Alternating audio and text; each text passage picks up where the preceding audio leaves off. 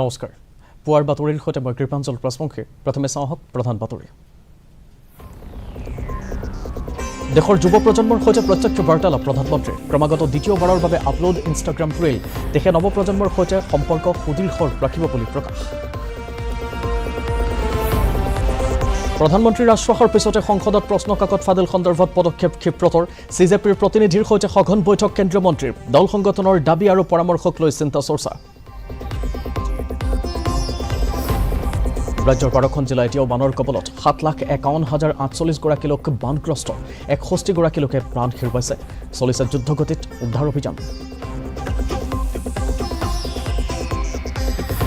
বৰ্ধিত বানপানীক লৈ ইখনৰ পাছত সিখন বৈঠক মুখ্যমন্ত্ৰী জিলা আয়ুক্তৰ সৈতে হোৱা পৰ্যালোচনাত বানৰ ক্ষয়ক্ষতিৰ খতিয়ান কেন্দ্ৰত অসমৰ বান পৰিস্থিতিক লৈ আলোচনা হোৱা বুলি প্ৰকাশ সৰ্বানন্দ সোণোৱালৰ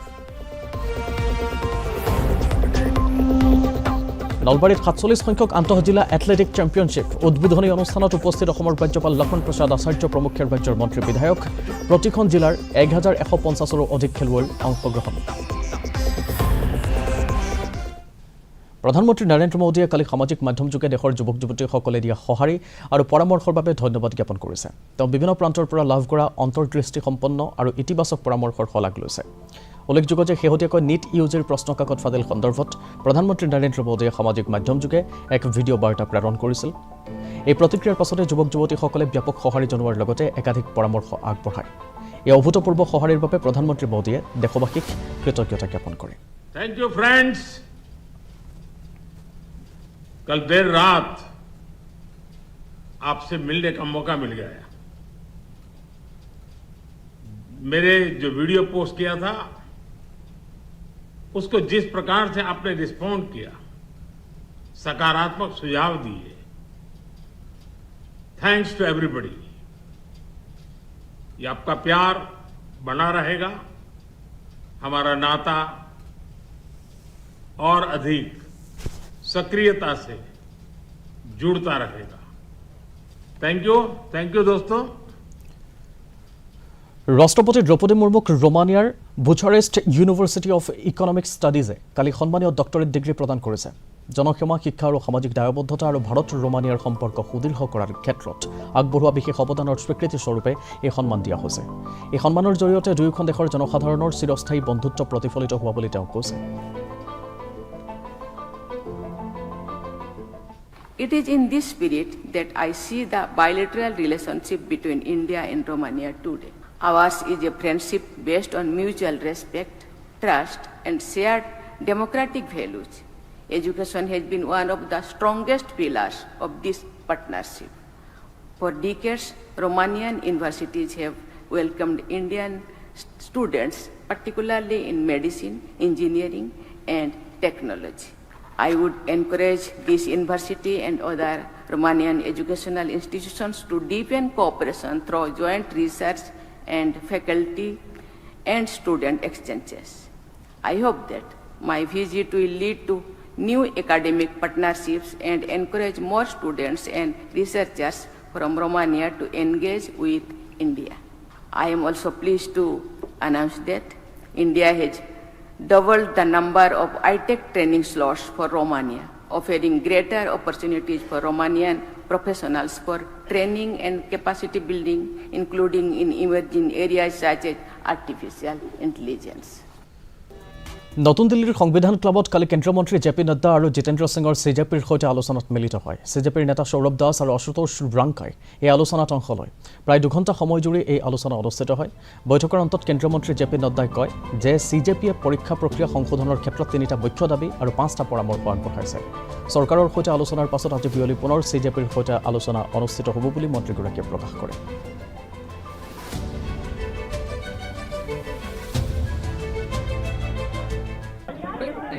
आज भाई आंदोलनकारी हलकों के विषयों पर चर्चा करने के लिए यहाँ आए थे लगभग 2 घंटे चली सरकार की ओर से मैं और मेरे साथ भारत सरकार बातचीत के शामिल हुए उनकी बातें हमने सुनी बातें सौहार्दपूर्ण वातावरण में हुई और कई दृष्टि से इन सारी बातों पर हर तरीके से चर्चा हुई। उसकी मुख्यतः मानसिक और 5 सुधार के परीक्षा में सुझाव हुए। हमने उनसे कहा कि हम कल आपके साथ दोपहर बाद मिलेंगे और फिर हम रहते हैं।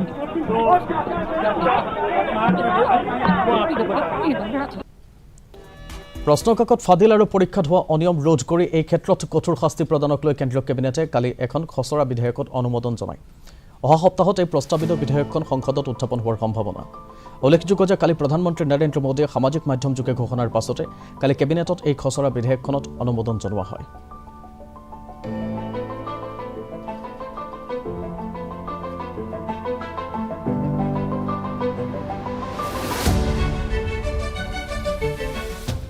নতুন দিল্লীত কালি ৰাষ্ট্ৰসংঘৰ আন্তৰ্জাতিক বাণিজ্য আইন আয়োগৰ 60 বছৰীয়া জয়ন্তী স্মৃতি চাৰণ আন্তৰ্জাতিক সন্মিলনৰ উদ্বোধনী অধিৱেশনত বৈদেশিক পৰিক্ৰমা মন্ত্ৰী ডক্টৰ এছ জয়শংকৰে অংশগ্ৰহণ কৰে।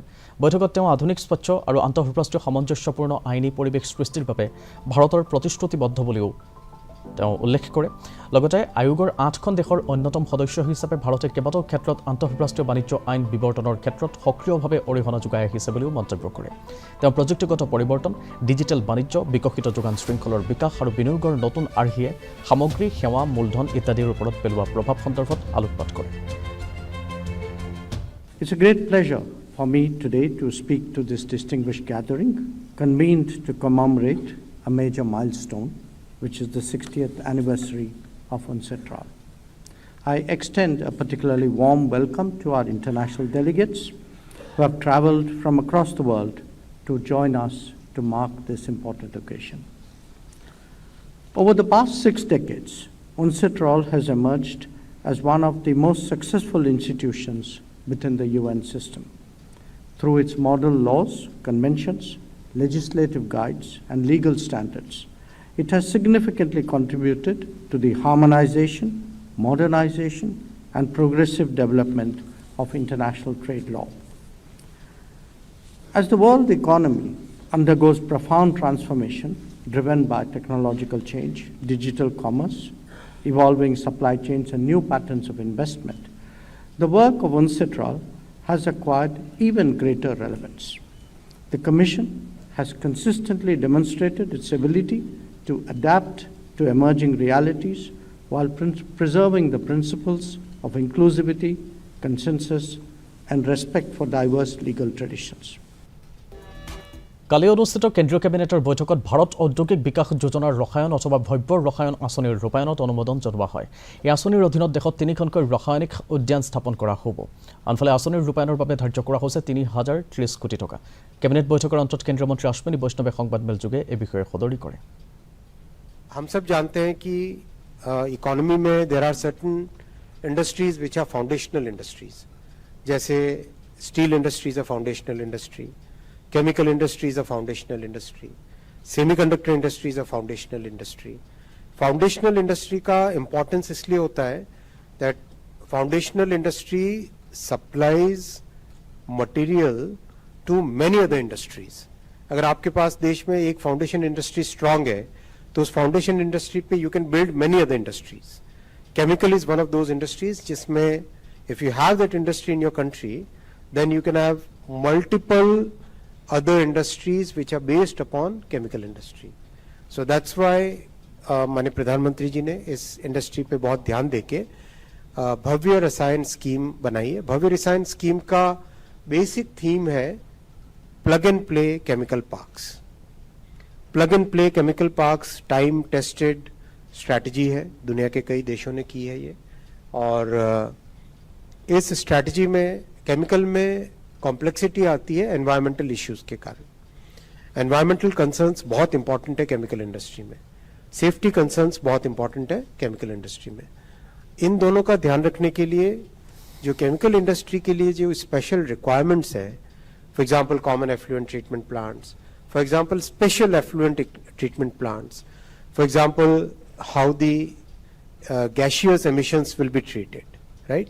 इन सब का ध्यान रखना बहुत जरूरी होता है, not just the liquid emissions but also the other gaseous emissions which are emitted in the chemical industry. ৰাজ্যৰ বান পৰিস্থিতি এতিয়াও অনুন্নত অসম ৰাজ্যিক দুৰ্যোগ ব্যৱস্থাপনা প্ৰাধিকৰণৰ শেহতীয়া তথ্যত ৰাজ্যৰ 12খন জিলা বৰ্তমানও বানৰ কবলত গোলাঘাট হোজাই চৰাইদেউ যোৰহাট ডিব্ৰুগড় শিৱসাগৰ নগাঁও কামৰূপ মহানগৰ কাৰ্বি আংলং বিশ্বনাথ ধেমাজি আৰু শোণিতপুৰ জিলাৰ বিভিন্ন অঞ্চল এতিয়াও প্লাবিত জিলাকেইখনৰ 37টা ৰাজহ চক্ৰৰ 856খন গাঁও সম্প্ৰতি জলমগ্ন বানত ৰাজ্যৰ 7,51,048 গৰাকী লোক ক্ষতিগ্ৰস্ত হৈছে 56,000ৰো অধিক হেক্টৰ কৃষিভূমি বিনষ্ট হৈছে বিগত 24 ঘণ্টাত বানত ৰাজ্যত 14 গৰাকী লোকে প্ৰাণ হেৰুৱাইছে শিৱসাগৰ জিলাত 6 গৰাকী চৰাইদেউত 7 গৰাকী যোৰহাটত 1 গৰাকী লোকৰ মৃত্যু হোৱাৰ তথ্য ৰাজ্যজুৰি প্ৰশাসনে 363টা সাহায্য শিবিৰ আৰু সাহায্য বিতৰণ কেন্দ্ৰ স্থাপন কৰিছে শিবিৰত বৰ্তমান 1,15,205 গৰাকী লোকে আশ্ৰয় লৈছে বানাক্ৰান্ত অঞ্চলসমূহত NDRF, SDRF, আৰক্ষী প্ৰশাসন সেনা বায়ুসেনা অৰ্ধসামৰিক বাহিনীৰ লগতে জৰুৰীকালীন সেৱাৰ দলে উদ্ধাৰ আৰু সাহায্য অভিযান অব্যাহত ৰাখিছে উল্লেখযোগ্য যে ৰাজ্যিক দুৰ্যোগ ব্যৱস্থাপনা প্ৰাধিকৰণৰ তথ্য অনুসৰি বানত এই পৰ্যন্ত ৰাজ্যৰ 61 গৰাকী লোকে প্ৰাণ হেৰুৱাইছে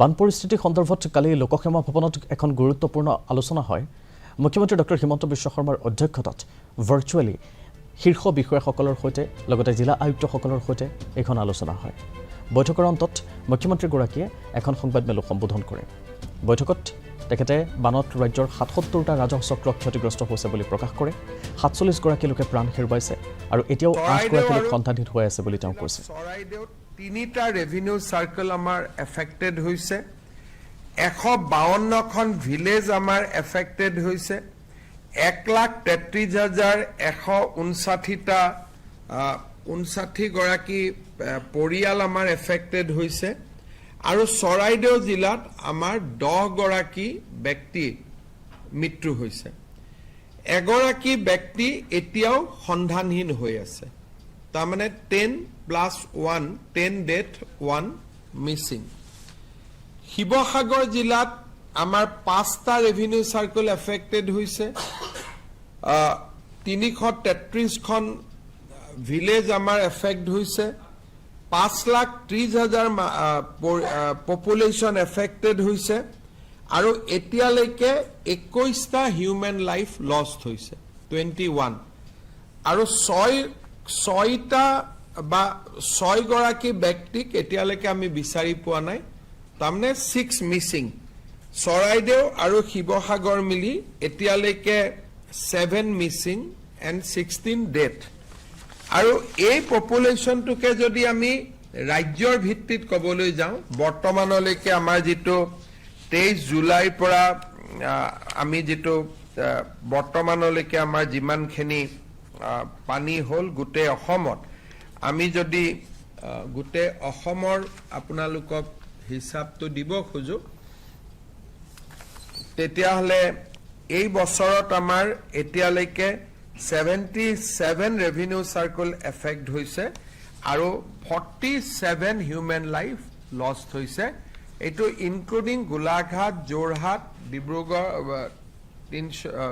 শিৱসাগৰ চৰাইদেউ ধেমাজি লখিমপুৰ গোটেইখিনিত মিলি আমাৰ টোটেল 47 লাইফ লষ্ট হৈছে চৰাইদেউত 10 ধেমাজিত 3 শোণিতপুৰত 1 গৰাকী শিৱসাগৰত 21 যোৰহাটত 8 কাৰ্বি আলঙত 2 গোলাঘাট 2 শিৱসাগৰ বিধানসভা সমষ্টিত আমি এতিয়াও 20% 20% মানুহৰ মাজলৈকে এতিয়াও আমি যাব পৰা নাই সো নাজিৰা আৰু শিৱসাগৰৰ নাজিৰা 30% এৰিয়া শিৱসাগৰত 20% এৰিয়া এতিয়াও প্ৰশাসনৰ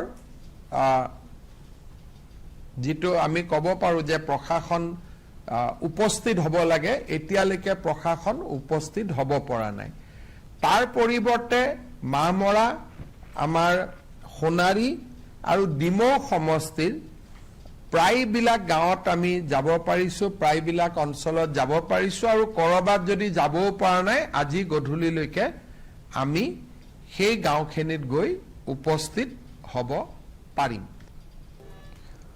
আনফালে মুখ্যমন্ত্ৰীগৰাকীয়ে সংবাদমেলত ব্যক্তিগত বিশ্ববিদ্যালয় USTMৰ লগতে মেঘালয়ৰ এটা বৃহৎ অঞ্চল গুৱাহাটীৰ বাবে ভাবুকি বুলি কৈছে তেওঁ জোৰাবাট অঞ্চলত নতুনকৈ কোনো ধৰণৰ কাম নকৰিবলৈ মেঘালয় প্ৰশাসনক আহ্বান জনাইছে Even Guwahati airport is now receiving a threat because of water which are coming from the hillock of Meghalaya from that part. Now these are the like Bornihat Meghalaya government has stopped the development activity because of pollution. I think Meghalaya government has to take a sympathetic consideration regarding the impact in Assam. So I will only appeal Meghalaya government to see that how development in around Zorabat can be controlled. Otherwise Guwahati will be unmanageable city. It will be very difficult. We will not be able to keep Guwahati intact because the kind of water comes down is something which cannot be registered by any kind of drainage. So I am talking to CM Meghalaya. Supreme Court is seized of the matter. Any day matter will come up for hearing.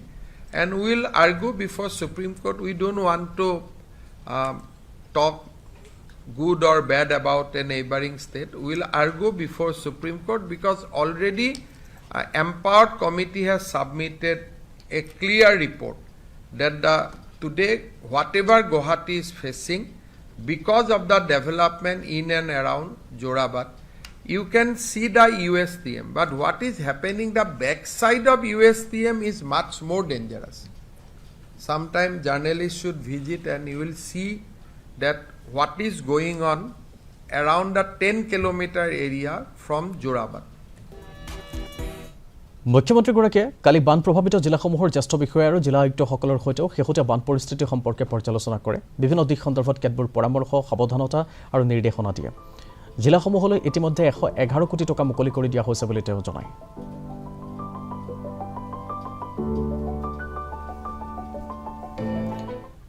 আনফালে নতুন দিল্লীৰ পৰা কালি কেন্দ্ৰীয় মন্ত্ৰী সৰ্বানন্দ সোণোৱালে অসমৰ বান পৰিস্থিতি সন্দৰ্ভত সংবাদমেল এক সম্বোধন কৰে কেন্দ্ৰীয় কেবিনেটত কালি অসমৰ বান পৰিস্থিতি সন্দৰ্ভত আলোচনা হৈছে বুলি তেওঁ জানিবলৈ দিয়ে সাংবাদিক বন্ধুসকল আৰু এই বান পৰিস্থিতি ফলত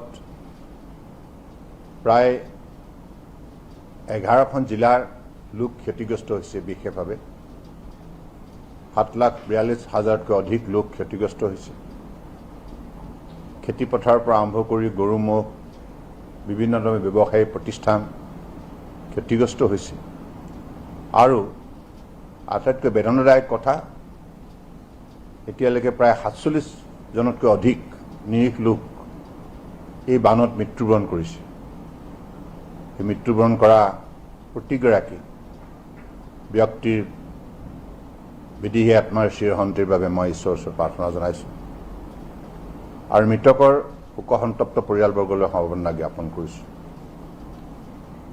আৰু এতিয়াও বহু সন্ধানহীন হৈ আছে মই এই সন্দৰ্ভত ৰাজ্য চৰকাৰৰ মাননীয় মুখ্যমন্ত্ৰী ডক্টৰ হিমন্ত বিশ্ব শৰ্মা ডাঙৰীয়াৰ সৈতেও বাৰ্তালাপ কৰিছোঁ আৰু তেখেতৰ কাৰ্যালয়ে যি তথ্য মোলৈ প্ৰেৰণ কৰিছে গোটেই বান পৰিস্থিতিৰ সন্দৰ্ভত সেই তথ্যৰ ওপৰত ভিত্তি কৰি আজি আমাৰ কেন্দ্ৰীয় চৰকাৰৰ কেবিনেট বৈঠকত বান পৰিস্থিতিৰ সন্দৰ্ভত বিতংভাৱে উল্লেখ কৰা হয় আৰু আপোনালোকে জানে প্ৰথম দিনটোৰ পৰাই কেন্দ্ৰীয় ৰাজ্য চৰকাৰৰ মাজত এই ক্ষেত্ৰত বাৰ্তালাপ চলি আছে আৰু ৰাজ্য চৰকাৰৰ মাননীয় মুখ্যমন্ত্ৰী ডাঙৰীয়াকো কেন্দ্ৰীয় চৰকাৰৰ তৰফৰ পৰা স্পষ্টভাৱে এই কথা আশ্বাস দিছে যে কেন্দ্ৰীয় চৰকাৰৰ পৰা সকলো ধৰণৰ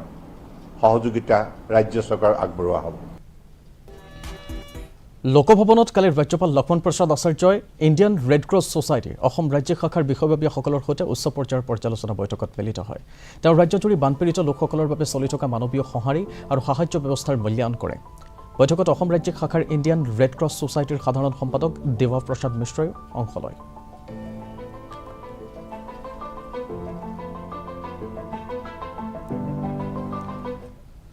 আকস্মিক দুৰ্যোগত মৃত্যু হোৱা লোকৰ পৰিয়ালৰ বাবে অনুদান সন্দৰ্ভত উত্থাপিত প্ৰশ্নৰ উত্তৰ প্ৰদান কৰে মন্ত্ৰী কেশৱ মহন্তই।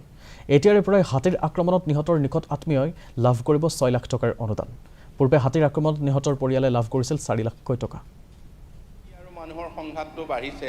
হাতী আৰু মানুহৰ সংঘাতৰ ক্ষেত্ৰত ইতিমধ্যে আমাৰ মাননীয় মুখ্যমন্ত্ৰী ডাঙৰীয়াই কেইবাটাও গুৰুত্বপূৰ্ণ সিদ্ধান্ত লৈছে।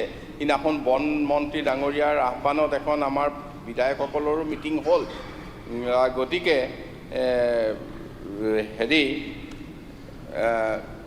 এই গোটেই বিষয়টো আমি এতিয়া হাতীয়ে যদি মানুহ মাৰে আমি তেতিয়াহ'লে 4 লাখ প্লাছ 2 লাখ 4 লাখটো এই 4 লাখেই আমি যেনেকৈ অন্যত দিছোঁ আৰু বাকী 2 লাখটো ষ্টেট গভৰ্ণমেণ্টে এক্সট্ৰা দিম বুলি ঠিক কৰিছে। গতিকে হাতীয়ে মানুহ মৰিলে এতিয়াৰ পৰা 6 লাখকৈ পাব। সেইটো কথা ঠিক হৈছে। বাজেট কালি পাছ হৈছে। গতিকে এই নেক্সট বাজেটৰ পৰা 6 লাখকৈ পোৱাৰ এটা হেৰি হ'ল। দিছপুৰৰ লোক নিৰ্মাণ বিভাগৰ প্ৰেক্ষাগৃহত কালি সদৌ অসম মাধ্যমিক স্নাতক শিক্ষক মঞ্চৰ প্ৰথম ৰাজ্যিক অভিৱৰ্তন অনুষ্ঠিত হয়। অভিৱৰ্তন অনুষ্ঠানত শিক্ষামন্ত্ৰী ডক্টৰ ৰনোজ বেগো উপস্থিত থাকে। বৈঠকত মন্ত্ৰীগৰাকীয়ে ৰাজহুৱা শিক্ষা খণ্ডটো অধিক শক্তিশালী কৰিবলৈ সকলো শিক্ষককে সমৰ্পিত মনোভাৱেৰে কাম কৰি যাবলৈ আহ্বান জনায়।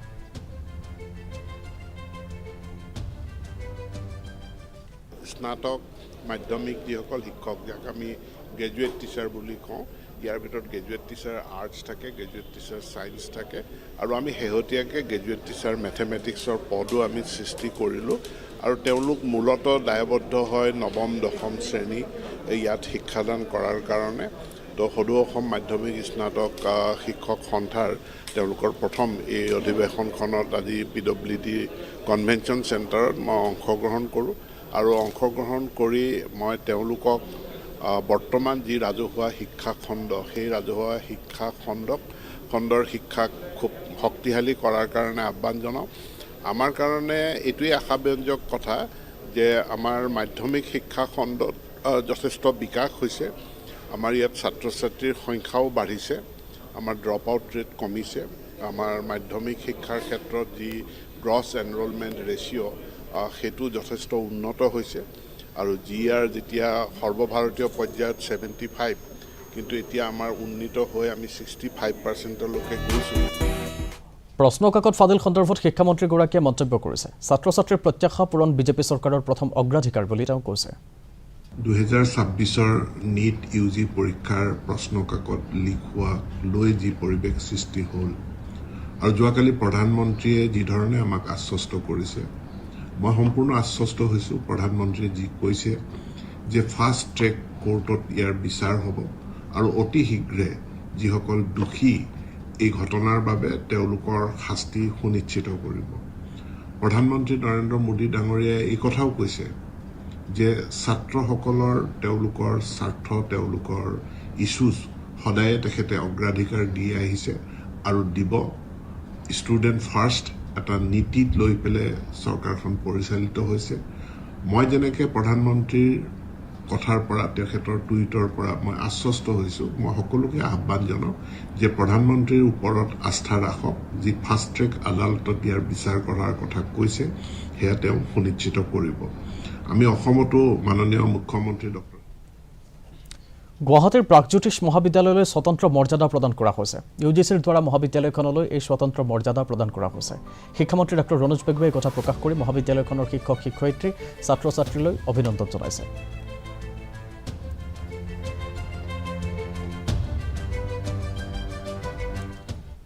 NIT শিলচৰৰ ছাত্ৰ ছাত্ৰীয়ে বানাক্ৰান্ত লোকৰ সাহায্যৰ বাবে ধন সংগ্ৰহ অভিযান আৰম্ভ কৰিছে। ছাত্ৰ ছাত্ৰীসকলে বৃহস্পতিবাৰৰ পৰা এই অভিযান আৰম্ভণি কৰিছে। বানপীড়িতলৈ বেচৰকাৰী সংস্থাৰ জৰিয়তে এই বান সাহায্য প্ৰদান কৰা হ'ব বুলি ছাত্ৰ ছাত্ৰীসকলে জনাইছে।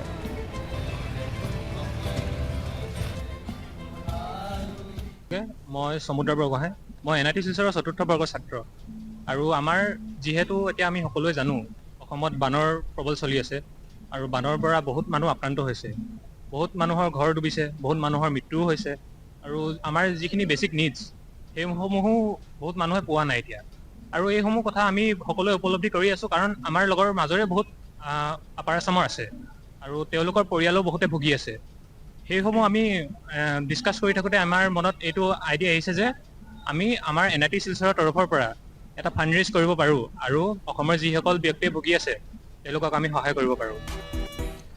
বানপীড়িত ৰাজ্যক সহায়ৰ উদ্দেশ্যে ভিন্ন লোকে সহায়ৰ হাত আগবঢ়োৱাৰ লগতে হোজাই জিলাৰ বামুণ গাঁৱত ৩ নং কাকি যুৱ সমাজৰ যুৱকসকলে প্ৰশংসনীয় পদক্ষেপ লৈছে। যুৱ সমাজৰ সদস্যসকলে লংকাৰ মূল বাণিজ্যিক বজাৰ অঞ্চলত বিশেষ দান বৰঙণি অভিযান আৰম্ভ কৰিছে। যুৱ সমাজৰ এই প্ৰচেষ্টাক লংকা বজাৰৰ ব্যৱসায়ীসকলেও আদৰণি জনাইছে।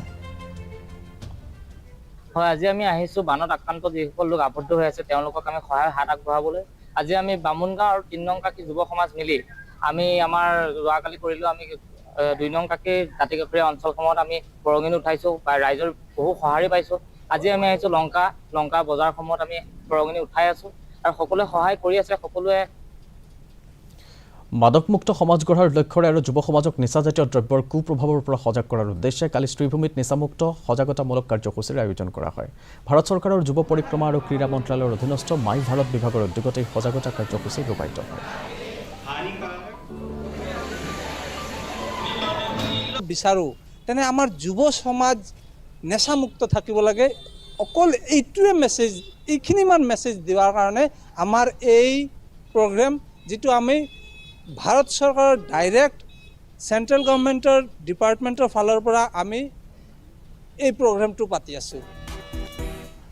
চাওঁহক বতৰৰ বতৰা। দেশৰ কেইখনমান চহৰৰ দিনটোৰ বতৰৰ খবৰ জনাইছোঁ। প্ৰথমে অহা 24 ঘণ্টাতে দিল্লীত ধুমুহাৰ সৈতে ধাৰাসাৰ বৰষুণ হোৱাৰ সম্ভাৱনা আছে। দিল্লীৰ তাপমাত্ৰা সৰ্বোচ্চ 34 ডিগ্ৰী আৰু সৰ্বনিম্ন 26 ডিগ্ৰী চেলছিয়াছ। চেন্নাইত তাপমাত্ৰা সৰ্বোচ্চ 37 আৰু সৰ্বনিম্ন 28 ডিগ্ৰী চেলছিয়াছ। চেন্নাইত আকাশ আজি আংশিকভাৱে ডাৱৰীয়া হ'ব। মুম্বাইত সৰ্বোচ্চ 30 ডিগ্ৰী আৰু সৰ্বনিম্ন 26 ডিগ্ৰী চেলছিয়াছ তাপমাত্ৰা। মুম্বাইত বতৰ আজি আংশিকভাৱে ডাৱৰীয়া হোৱাৰ লগতে ধাৰাসাৰ বৰষুণ আহিব। কলকাতাত আজি তাপমাত্ৰা সৰ্বোচ্চ 29 ডিগ্ৰী আৰু সৰ্বনিম্ন 25 ডিগ্ৰী চেলছিয়াছ। কলকাতাত ধুমুহাৰ সৈতে বৰষুণ অহাৰ সম্ভাৱনাৰ কথা সদৰি কৰিছে বতৰ বিজ্ঞান বিভাগে। ৰাজ্যৰ কেইখনমান চহৰৰ দিনটোৰ বতৰৰ খবৰ জনাইছোঁ। অহা 24 ঘণ্টাত গুৱাহাটীত বতৰ ডাৱৰীয়া হোৱাৰ লগতে দুই এবাৰ বৰষুণ আহিব। মহানগৰীৰ তাপমাত্ৰা সৰ্বোচ্চ 32 আৰু সৰ্বনিম্ন 26 ডিগ্ৰী চেলছিয়াছ। শিলচৰত আজি তাপমাত্ৰা সৰ্বোচ্চ 34 ডিগ্ৰী আৰু সৰ্বনিম্ন 25 ডিগ্ৰী চেলছিয়াছ। চহৰখন আংশিকভাৱে ডাৱৰীয়া হোৱাৰ লগতে দুই এবাৰ পাতলীয়া বৰষুণ আহিব। গোৱালপাৰাত তাপমাত্ৰা সৰ্বোচ্চ 34 ডিগ্ৰী, সৰ্বনিম্ন 26 ডিগ্ৰী চেলছিয়াছ। জিলাখনত বতৰ আংশিকভাৱে ডাৱৰীয়া হোৱাৰ লগতে পাতলীয়া বৰষুণ হোৱাৰ সম্ভাৱনা আছে। যোৰহাটত আজি তাপমাত্ৰা সৰ্বোচ্চ 32 ডিগ্ৰী আৰু সৰ্বনিম্ন 25 ডিগ্ৰী চেলছিয়াছ। যোৰহাটত পুৱাৰ ভাগত বতৰ আংশিকভাৱে ডাৱৰীয়া হোৱাৰ লগতে দুই এবাৰ পাতলীয়া বৰষুণ হোৱাৰ সম্ভাৱনা। আৰু উত্তৰ লখিমপুৰত আজি তাপমাত্ৰা সৰ্বোচ্চ 34 ডিগ্ৰী, সৰ্বনিম্ন 25 ডিগ্ৰী চেলছিয়াছ। চহৰখনত বতৰ ডাৱৰীয়া হোৱাৰ লগতে দুই এবাৰ বৰষুণ হোৱাৰ সম্ভাৱনাৰ কথা সদৰি কৰিছে বতৰ বিজ্ঞান বিভাগে। নলবাৰীত অনুষ্ঠিত হৈছে ৰাজ্যিক পৰ্যায়ৰ 47 সংখ্যক আন্তঃজিলা এথলেটিক চেম্পিয়নশ্বিপ। প্ৰতিযোগিতাত ৰাজ্যৰ প্ৰায় 1150ৰো অধিক খেলুৱৈয়ে অংশ লৈছে। প্ৰতিযোগিতাৰ উদ্বোধনী অনুষ্ঠানত কালি ৰাজ্যপাল লক্ষ্মীপ্ৰসাদ আচাৰ্য, অসম এথলেটিক সন্থাৰ সভাপতি তথা কেবিনেট মন্ত্ৰী জয়ন্ত মল্ল বৰুৱা, ক্ৰীড়া আৰু যুৱ কল্যাণ মন্ত্ৰী বিশ্বজিৎ দৈমাৰীৰ লগতে কেইবাগৰাকী বিশিষ্ট ব্যক্তি উপস্থিত থাকে। উল্লেখযোগ্য যে অহা 26 জুলাইত এই প্ৰতিযোগিতাৰ সামৰণি পৰিব। এথলেটিক চেম্পিয়নশ্বিপ আমাৰ গভৰ্ণৰ ডাঙৰীয়া আহি পেলাই উদ্ঘাটন কৰিলে আৰু 1140 জন খেলুৱৈয়ে অসমৰ বিভিন্ন জিলাৰ পৰা ইয়াত পাৰ্টিচিপেট কৰিছে। মই ভাবোঁ এই খেলখনৰ জৰিয়তে, এই চেম্পিয়নশ্বিপৰ জৰিয়তে আমাৰ খেলুৱৈসকলে বহুতখিনি নিজৰ টেলেণ্টটো ইয়াত দেখুৱাব পাৰিব। মই আশা ৰাখিছোঁ যে আগন্তুক 3টা দিন অসমৰ সকলো অঞ্চলৰ পৰা অহা প্ৰায় 1150 খেলুৱৈ খুব সুন্দৰভাৱে এই প্ৰতিযোগিতাখনত অংশগ্ৰহণ কৰিব। অসমৰ ডিমা হাছাও গ্লাছগো কমনৱেলথ গেমছত ভাৰতীয় সাঁতোৰবিদসকলৰ সুন্দৰ প্ৰদৰ্শন। পুৰুষৰ S13 শ্ৰেণীৰ 100 মিটাৰ ফ্ৰী ষ্টাইল শাখাত RVVBকে বুদিগিনাই 57.10 ছেকেণ্ডত তৃতীয় স্থান লাভ কৰে। ইয়াৰ উপৰি আলী ইমামে 1 মিনিট 5.32 ছেকেণ্ডত অষ্টম স্থান দখল কৰি ফাইনেলত প্ৰৱেশ কৰিছে। ভাৰতীয় সাঁতোৰবিদ শ্ৰীহৰি নাটৰাজে পুৰুষৰ 50 মিটাৰ বেকষ্ট্ৰক প্ৰতিযোগিতাৰ ছেমি ফাইনেললৈ যোগ্যতা অৰ্জন কৰিছে। প্ৰধান বাতৰিসমূহ আকৌ এবাৰ। দেশৰ যুৱ প্ৰজন্মৰ সৈতে প্ৰত্যক্ষ বাৰ্তালাপ প্ৰধানমন্ত্ৰীৰ। ক্ৰমাগত দ্বিতীয়বাৰৰ বাবে আপলোড ইনষ্টাগ্ৰাম ৰীল। দেশে নৱপ্ৰজন্মৰ সৈতে সম্পৰ্ক সুদৃঢ় ৰাখিব বুলি প্ৰকাশ। প্ৰধানমন্ত্ৰীৰ আশ্বাসৰ পিছতে সংসদত প্ৰশ্নকাকত ফাদিল সন্দৰ্ভত পদক্ষেপ ক্ষিপ্ৰতৰ। CJPৰ প্ৰতিনিধিৰ সৈতে সঘন বৈঠক কেন্দ্ৰীয় মন্ত্ৰীৰ। দল সংগঠনৰ দাবী আৰু পৰামৰ্শক লৈ চিন্তা চৰ্চা।